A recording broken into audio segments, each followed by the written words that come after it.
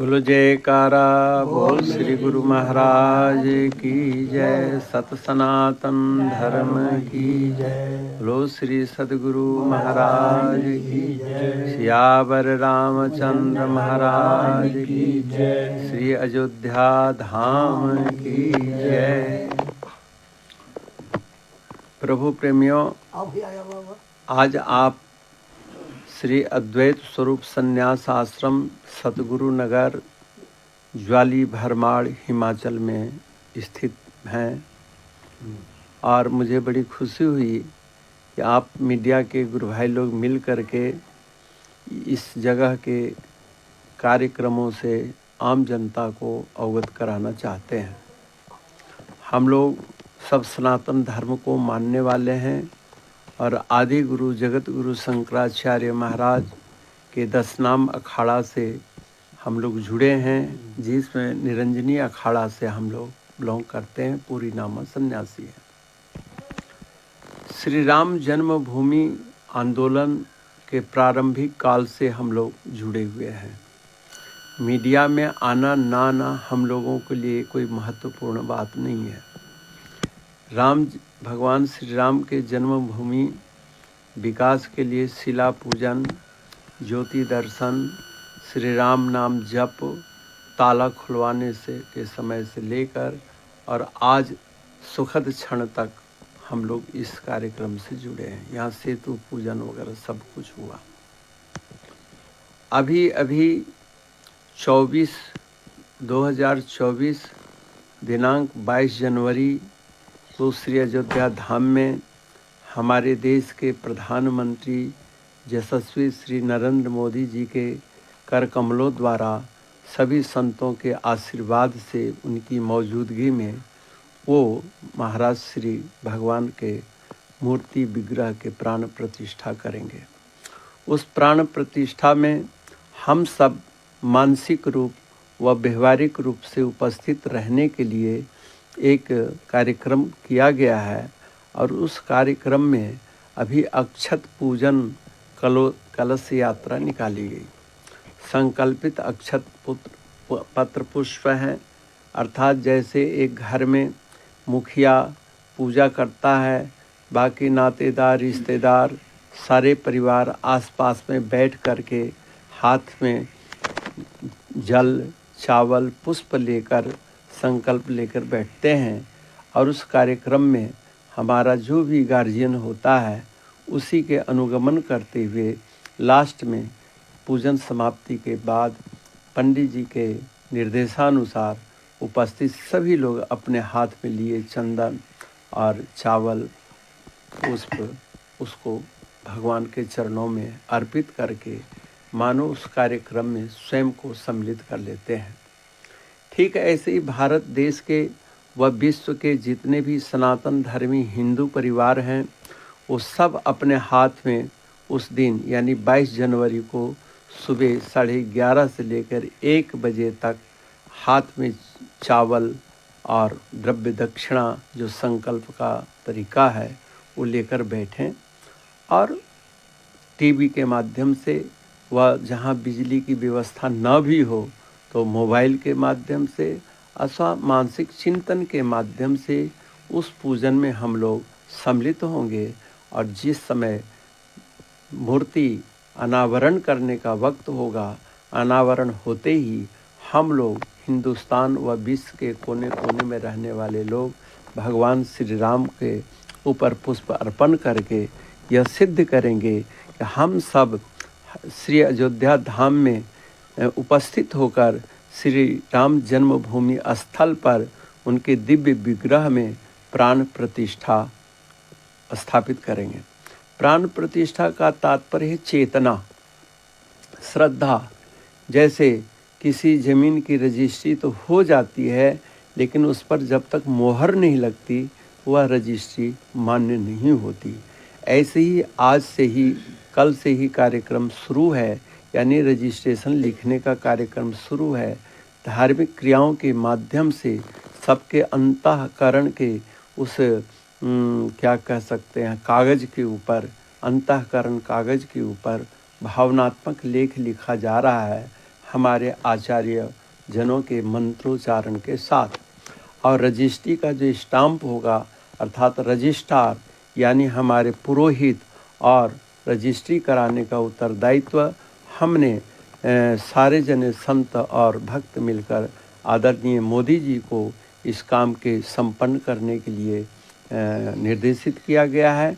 और हम सबके प्रतिनिधित्व करते हुए माननीय श्री योगीनाथ जी भी हैं, मोहन भागवत जी भी हैं वहाँ पर, और अन्य गण्यमान्य लोग हैं। और सबसे बड़ी बात है कि मंदिर के जो दिव्य पुजारी हैं उनकी उपस्थिति में सारा साधु समाज उपस्थित है, जगत गुरु शंकराचार्य महाराज उपस्थित हैं, और हम आप सब उस कार्यक्रम में उपस्थित हैं कि पुजारी कोई राजनीति से तो जुड़े हैं नहीं, तो हम लोग उस धार्मिक स्टाम्प को ग्रहण करेंगे 22 जनवरी को ठीक 2024 को 12:30 और 1 के बीच में वो रजिस्ट्री यानी वो जन्म स्थल हम लोगों को हस्तांतरित कर दिया जाएगा। और आम प्रजा जैसे ज़मीन रजिस्ट्री होने पर सब लोग बधाई देते हैं, खुशियाँ मनाते हैं, ऐसे मूर्ति में प्राण प्रतिष्ठा स्थापित हो जाने के बाद और हम सब पूजने के लिए योग्य हो जाएंगे, अपना जय घोष करेंगे, जय श्री राम, जय श्री राम, जय श्री राम। हम इस आश्रम में सभी संत बहनें, संत महात्मा और उपस्थित सभी सनातन धर्मी भक्तों के उपस्थिति में हम लोग पहले 10 बजे से 11 बजे तक हवन करेंगे। यज्ञ कुंड बना हुआ है यहाँ, उसमें हवन करेंगे। और हवन के बाद एक विस्तार से बड़े टेलीविज़न के माध्यम से हजारों की संख्या में हम लोग एकत्रित होने का संकल्प लिए हैं और उस पूजन में सम्मिलित होंगे। और संकल्पित अक्षत सबके हाथों में हम लोग देंगे, भगवान राम का दर्शन करते हुए। जो भी वहाँ का कार्यक्रम हम लोग दूरदर्शन के माध्यम से देखेंगे, उसका अनुमोदन के साथ हम लोग बैठे रहेंगे। और जिस समय प्राण प्रतिष्ठा का अनावरण होगा, इन्हीं आँख से पट्टी खुलेगी, कान से पट्टी खुलेगी, उस समय जय घोष के साथ हम लोग भगवान श्री राम के चरणों में पुष्प अर्पित कर मानो हम अयोध्या धाम में उपस्थिति का एहसास करेंगे।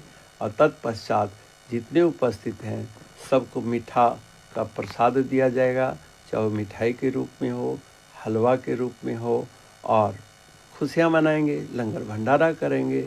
और भगवान राम, बहुत लोग हमसे पूछते हैं राम जन्मभूमि में प्राण प्रतिष्ठा से, वो भी बाल रूप की प्रतिष्ठा से क्या लाभ होगा।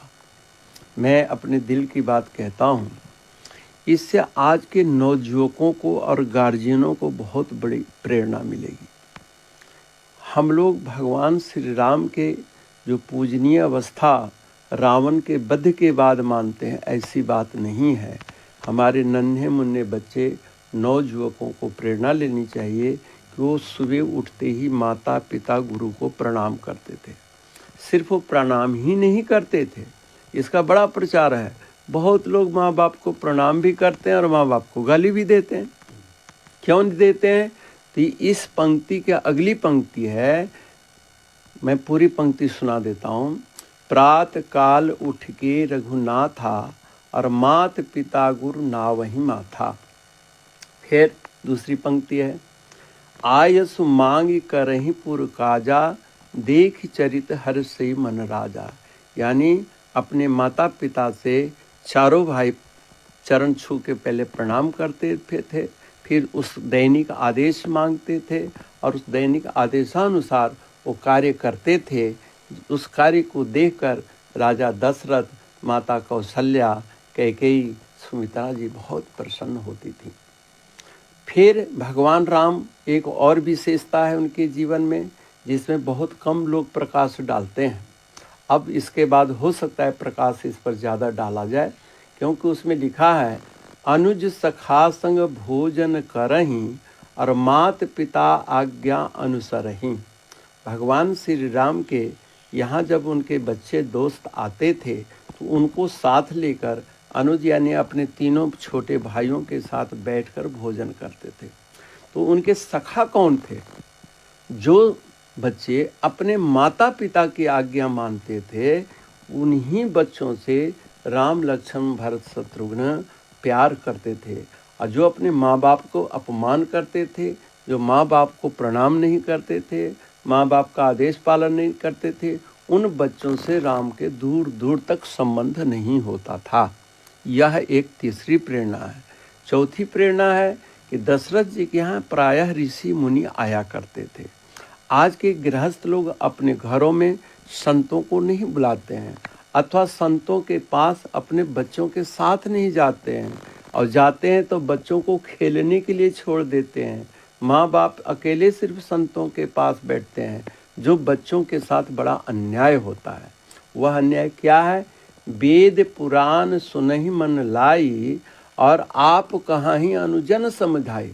भगवान श्री राम अपने भाइयों के साथ आगंतुक संतों से वेद और पुराण की कथा सुनते थे।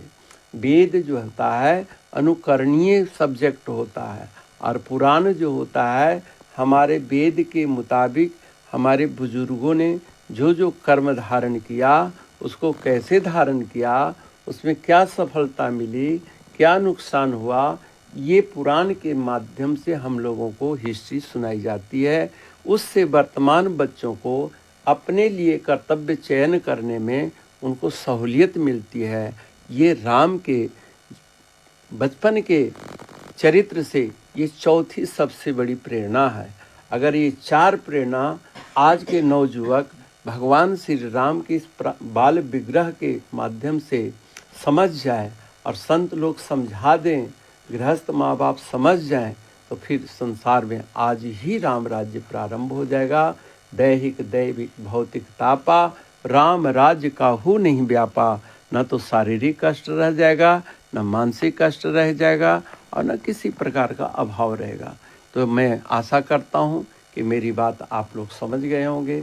राम जन्मभूमि में बाल विग्रह के माध्यम से नवयुवकों को, बच्चों को विशेष इस चार प्रेरणा फोकस कर दी जाए, तो सारे विश्व के बच्चे स्वधर्म के प्रति जागरूक हो जाएंगे, और नवजीवन नवयुग का प्रारंभ हो जाएगा। बोल गुरु महाराज की जय श्री राम। जय श्री राम। मैं समस्त इलाका वासियों से, पूरे ज्वाली प्रखंड के लिए, और जो भी हिमाचल के विशिष्ट लोग आना चाहते हैं, हमारे आसपास जैसे मैरा ग्राम है, भरमाड़ है, सुघाल है, बसकुआड़ा है, सिद्धपुर घाड़ है, मैं सब भाइयों से, विशेष करके सभी वर्ग के लोगों से, अमीर गरीब जो भी हैं, सब यहाँ पर आएँ। धूप होगी तो मैदान में, नहीं तो महाराज जी का विशाल हॉल है, उस सत्संग भवन में बैठकर हम लोग श्री राम के प्राण प्रतिष्ठा आयोजन से प्रत्यक्ष रूप से जुड़ें, और अपने बच्चों को संस्कारित करें। हरि ओम।